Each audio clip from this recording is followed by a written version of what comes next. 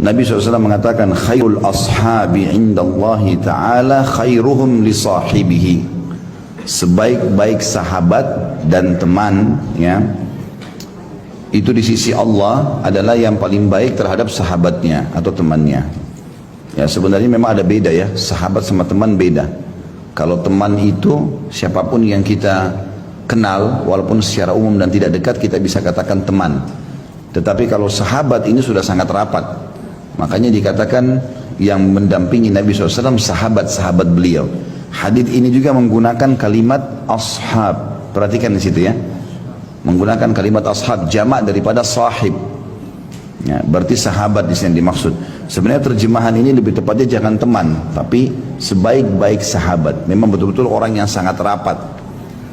Yang dimaksud di sini sebaik-baik sahabat di sisi Allah Ta'ala. Di sisi Allah maksudnya Allah menilai dan memberikan pahala yang besar bagi setiap sahabat yang paling baik dengan sahabatnya. Di dalam Islam, saya syarahkan dulu poin ini. Di dalam Islam teman-teman kita disuruh mencari sahabat yang baik. Tetapi sahabat ini sesama jenis. Laki-laki sama laki-laki, perempuan sama perempuan. Kita kenal dalam istilah ukhuwah Islamiyah. Persaudaraan dalam Islam ada dua. Ada ukhuwah yang umum, semua muslim kita anggap saudara kita. Itu bagian daripada perintah Allah SWT. Dalam surah Hujurat Allah mengatakan fa'aslihu baina akhawaikum. Perbaiki diantara persaudaraan kalian secara umum. Ya, yang kedua adalah persaudaraan secara khusus. Ini yang kita cari sahabat. Dan Nabi SAW menunjuk para sahabatnya, kamu bersahabat sama kamu, kamu bersahabat sama kamu, ditunjuk oleh Nabi SAW. Seperti kasus Abu Darda dengan Salman Al-Farisi, gitu kan? Abdurrahman ibn Auf dengan Sa'ad ibn Ubadah radhiyallahu anhu ajma'in. Jadi memang dipersaudarakan seperti itu ya. Utbah bin Ghazwan sama Syammah atau Abu Dujana. Dan ini dipersaudarakan oleh Nabi SAW. Jadi supaya dia selalu melekat bersama-sama. Tapi di sini syaratnya dia harus muslim. Kemudian yang kedua memang orang yang saleh. Kalau perempuan salehah, bahkan kalau perlu lebih baik ibadahnya daripada kita, supaya kita termotivasi. Karena kata Nabi SAW, almar'u ala dini khalili, seseorang sesuai dengan agama sahabatnya. Kemudian ada adab-adabnya dalam persahabatan tersebut. Dia dahulukan saudaranya dalam kebutuhannya, dia selalu menjenguknya kalau sakit, menanyakan kabarnya.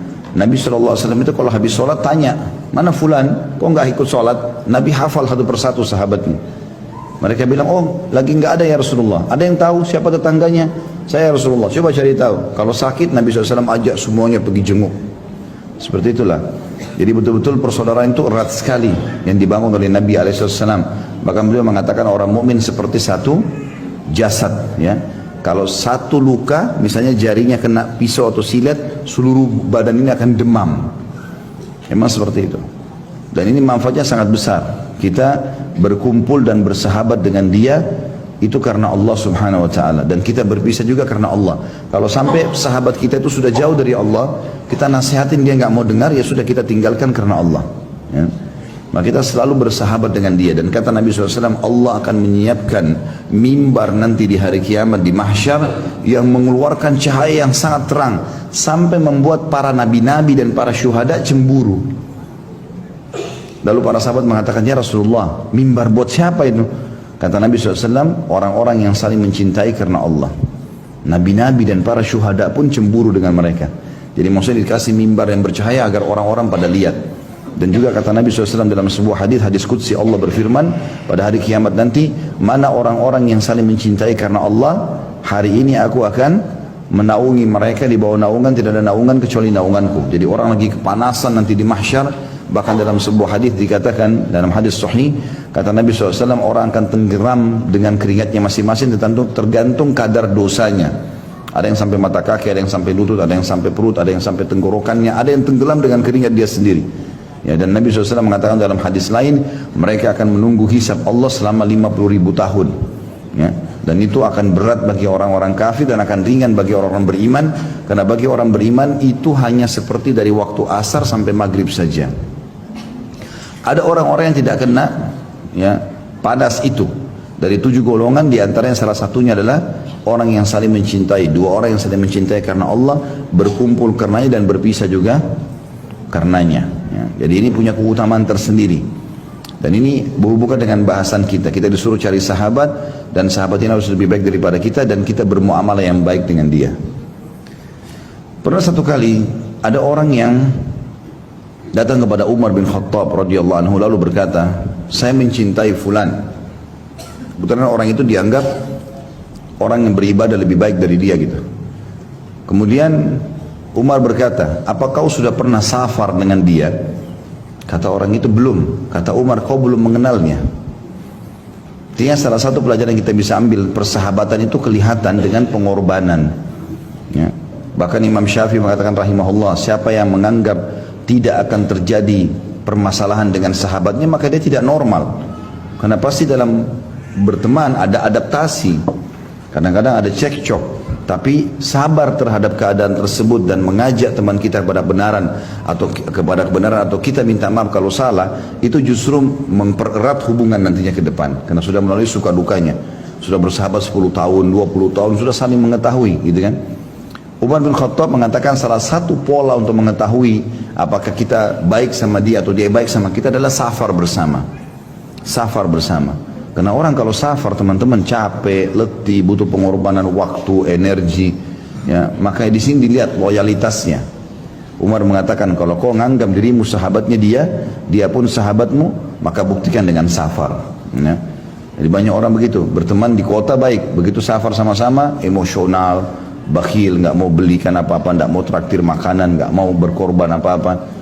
Ada orang safar begitu, cuma tahu duduk di mobil temannya, nggak keluarin untuk bensin, nggak keluarin buat tol, nggak ada, pinggir restoran tinggal tunggu, beliin juga saya. Dia nggak bayar apa-apa sama sekali. Ini tidak ada loyalitasnya, nggak layak jadi sahabat ini. Pernah ada orang datang kepada Abdullah bin Mas'ud, dan ini dua kisah mirip. Ada juga orang datang kepada Abu Hurairah radhiyallahu anhu ajma'in.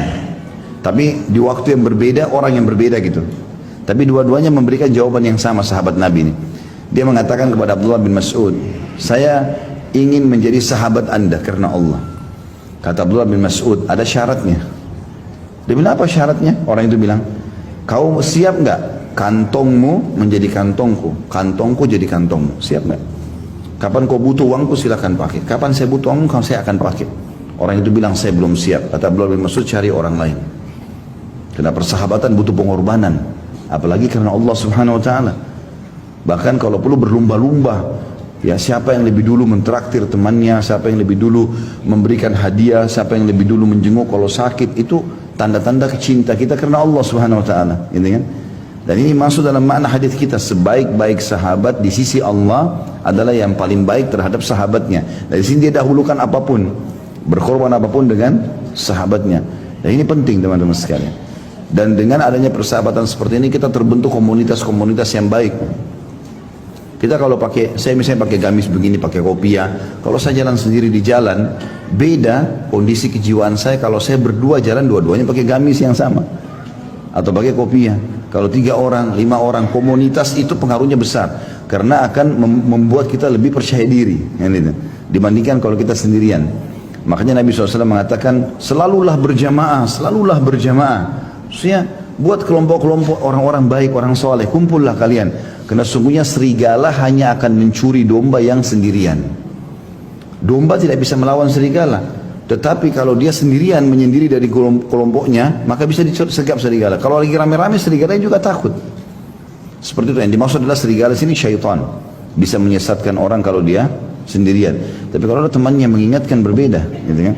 Berapa banyak kisah dalam masalah ini luar biasa, kisah-kisah orang-orang saleh dulu. Sampai ada di antara mereka karena tulusnya mencintai saudaranya dalam Islam, sampai-sampai ya, kalau saudara itu dirumus dalam dosa, Allah mimpikan dia tentang kesalahan sahabatnya itu. Lalu dia ingatkan, saya mimpi kamu begini misalnya. Bahkan ada di antara sahabat janjian, mereka mencintai karena Allah, mereka sepakat siapa yang mati duluan, kalau Allah izinkan datang ke dalam mimpi temannya. Dan ada terjadi itu, ada terjadi. Yang pernah saya ceritakan dulu waktu di awal-awal bab kita, bahasan kita, pernah ada sahabat begitu, dia janjian sama temannya, sahabatnya, siapa yang mati duluan di antara kita, kalau Allah izinkan dia datang dalam mimpi temannya. Meninggallah si A sama si B. Ini saya tidak temukan namanya dalam riwayat ya. Mungkin ada nama-nama beliau mereka disebutkan dalam riwayat lain, tapi riwayat yang saya baca nggak ada namanya. Cuma 2 orang sahabat. Kemudian meninggallah si A sama si B, meninggallah si B. Pada saat meninggal si B, maka si A mimpi dan didatangi oleh sahabatnya itu. Tetapi subhanallah dalam mimpi kan memang kita nggak bisa ngatur apa yang kita mau tanya, apa yang dia ceritakan kan. Begitu saja terjadi. Tapi dalam mimpi itu ternyata si A nanyain si B, bagaimana kabarmu? Dia bilang, alhamdulillah Allah sudah maafkan dosa-dosa saya dan Allah terima saya. Saya terdaftar termasuk ahli surga. Gitu kan? Tapi rupanya di leher si B ini ada bercak warna hitam. Dia tidak ceritakan, tapi si A lihat dalam mimpi itu tanpa direkayasa karena tiba-tiba saja bertanya, dia tanya, apa itu hitam di lehermu? Kata si B, ini utang saya 50 dirham yang belum saya bayar pada orang Yahudi. Namanya si Fulan. Dan uang itu ada saya taruh di satu kantong yang saya taruh di ruang tamu rumah saya. Pergilah ke rumah saya, ambil dan bayarkan utang saya itu. Dalam mimpi, tidak direkayasa karena memang begitu saja terjadi. Kemudian dia bilang, ketahuilah, kata si B sebelum si A bangun tidur, ketahuilah, apapun informasi tentang orang-orang yang kami kenal akan disampaikan kepada kami. Misalnya istri, misalnya suami, misalnya anak, misalnya sahabat, itu disampaikan. Sampai-sampai ada informasi diberitakan kepadaku kemarin, kalau kucing di rumah kami sudah mati. Kata si B yang meninggal ini. Bangunlah si A ini, kaget dia, gitu kan? Maka dia pun mendatangi rumah sahabatnya, dia ucapkan salam, terus dia bilang sama istrinya, saya mimpi suamimu. Ya, kemudian dia datang kepada saya, dia mengatakan dia punya utang. Bisa nggak saya cek tempat yang dia taruh uang itu, sebagaimana dalam mimpi?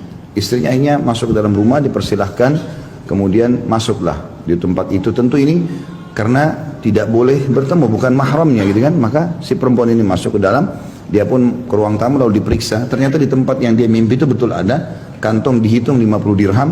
Didatangilah Yahudi yang disebutkan dalam mimpi, ternyata betul dia mengatakan iya sahabatnya punya utang, dibayarlah. Tapi sebelum dia tinggalkan rumah temannya ini, dia bilang sama istrinya, saya mau pamit pergi. Lalu istrinya di belakang hijab mengatakan, iya silakan. Tapi ada yang saya mau tanya, apakah terjadi sesuatu di rumah kalian selain meninggalnya sahabatku ini? Maka istrinya yang punya rumah itu bilang, tidak ada, kecuali kemarin kucing kami mati. Ya, artinya memang orang yang mati disampaikan informasi tentang keluarganya segala macam, tapi dia tidak bisa berbuat apa-apa lagi.